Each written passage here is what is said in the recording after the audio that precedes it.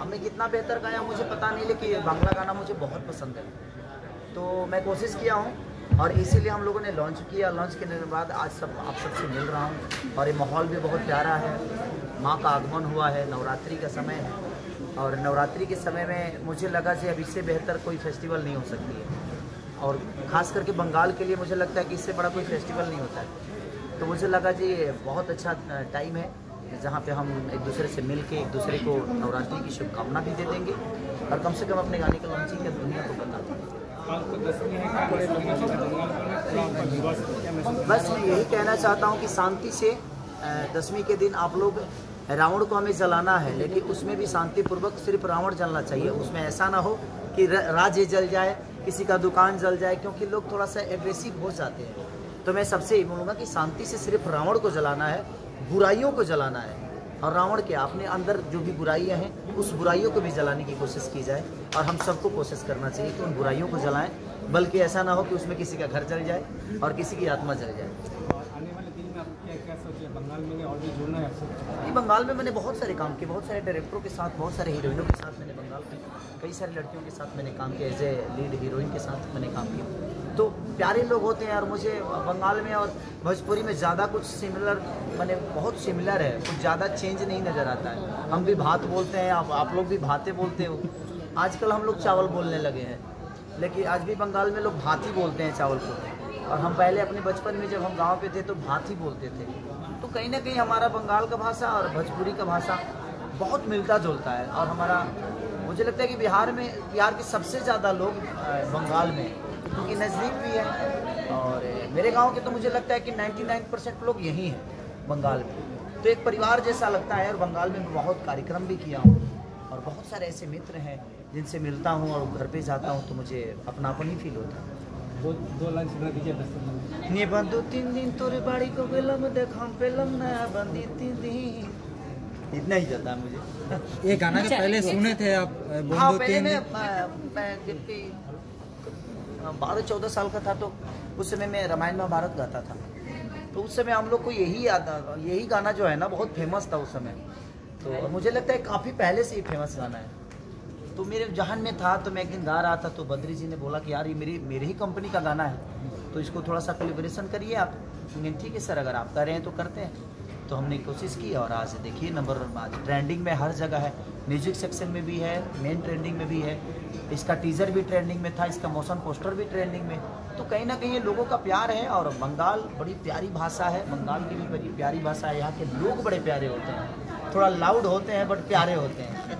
तो अच्छा लगता है। तो मैंने कोशिश की है और बंगाल का कितना प्यार मिल रहा है अब आप लोग को बताना है कि इस गाने को और ऊपर ले जाना है, ताकि ये आपका भाषा किसी भी लैंग्वेज में आए, किसी भी लैंग्वेज का कलाकार अगर गाए तो इसको बड़ा करना आपका कर्तव्य हो जाता है। बंगाल में क्यों लॉन्च किया आप गाना?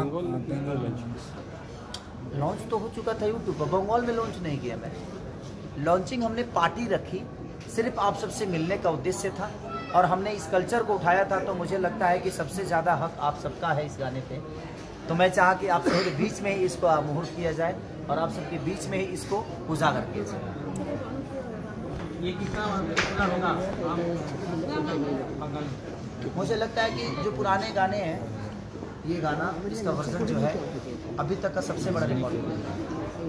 अभी जितना हुआ है, आप लोगों के व्यूअर हुए हैं, उससे बहुत बड़ा गाना होने वाला है। क्योंकि मेरा जो भी गाना सारे गमा का है 100 मिलियन के नीचे कोई गाना नहीं है। तो मुझे लगता है, मैं चाहता हूँ कि आप लोग भी प्यार इसको दीजिए ताकि ये गाना 1 बिलियन हो जाए और बहुत थैंक यू। जब आएगा तब हम बोलेंगे ना। नहीं 2 लाइन गा दीजिए। अभी ये गा दे। 2 लाइन छठ पूजा के लिए। 10वीं बीतने वाला है, तो लगा देता छठ पूजा। जो अभी माँ अभी दुर्गा का दिन है ना, तो हम दुर्गा पूजा में हैं अभी। और आप दुर्गा पूजा भी मनाइए, फिर हम एक दूसरे से दोनों भाई मिलेंगे, उसके बाद छठ का पाठ। नहीं बंगाल का जो इधर है वो बिहार में आने के लिए आप बोलिए ना, छठ पूजा में आप बिहार में आइए। 2 लाइन गा बंगाल के लोगों को बोल दो कि बिहार चले जाइए। आज बोलिए तो आने के लिए। छठ बंगाल के लोग हैं, प्लीज बिहार चले जाइए। छठ पूजा में गा थोड़ा गा को छू के देखिए, आपको भी समझ में आएगा ना कि आप कहाँ छू रहे हैं। नहीं छू सकते। टी सीरीज को छू के देखिए, नहीं छू सकते। तो वो भी जानते हैं कि किसको मुझे छूना है। वो कमजोर लोग हैं जो अपने बीवी बच्चों को चलाने के लिए खेसारी लाल यादव को अपने पास रखे हैं, बट कोई नहीं। उनका परिवार जब बंद होगा तो कहीं ना कहीं आपको प्रॉब्लम होगी। माँ दुर्गा है, अगर मैंने गलत किया होगा तो मेरे साथ गलत होगा। मैं दुर्गा पे छोड़ता हूँ। इस नवरात्रि के टाइम पे मैं किसी को बद्दुआ नहीं देता, बट मैं दुर्गा पे छोड़ता हूँ कि माँ अगर मैंने गलत किया होगा उस इंसान के साथ तो प्लीज मुझे वो सजा देना। अगर उन्होंने गलत किया होगा तो उनको सजा मिलेगी, छोड़ दीजिए। कभी कभी भगवान को छोड़ना चाहिए। हम भी नहीं चाहते हैं कि कोई मेरे से ज्यादा बचे, कोई नहीं चाहता है। अच्छा आप चाहिएगा जो कोई मीडिया वाला आपसे ज्यादा बड़ा हो जाए? नहीं ना, हर आदमी का एक, लेकिन नहीं, मेरे कहने का मतलब कि किसी को प्लानिंग से बर्बाद मत करिए। अगर आपको बर्बाद ही करना है तो अपनी मेहनत से, अपने ऊर्जा से किसी को तबाह कर दीजिए, अगर आपके अंदर वो क्षमता है तो।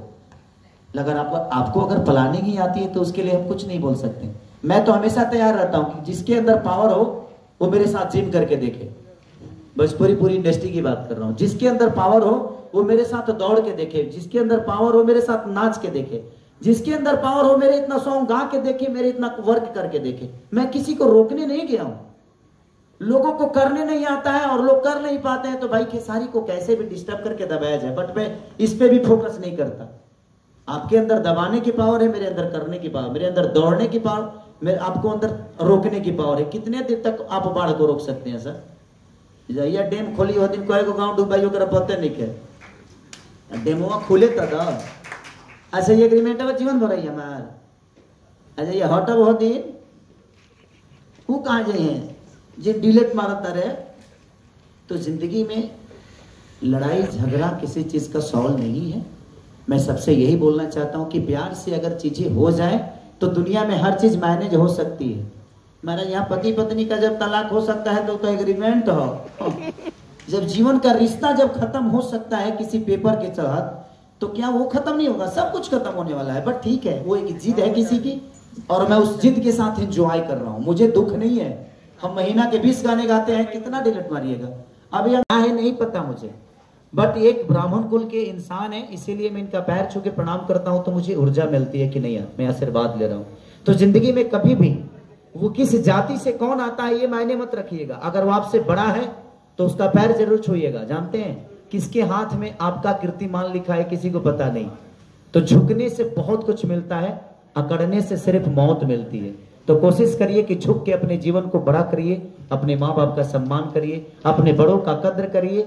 उससे बेहतर जीवन जीने का कोई जरिया नहीं है और उससे बड़ा हथियार कोई नहीं है। अगर 10 लोग आपको जान गए तो वही 10 20 को जनाएंगे, वही 20 30 को जनाएंगे और ऐसे ही दुनिया में आप एक मिसाल कायम कर जाओगे। और दुनिया का सबसे बड़ा तरीका एक ही है कि खुद को बस डाउन टू अर्थ रखो।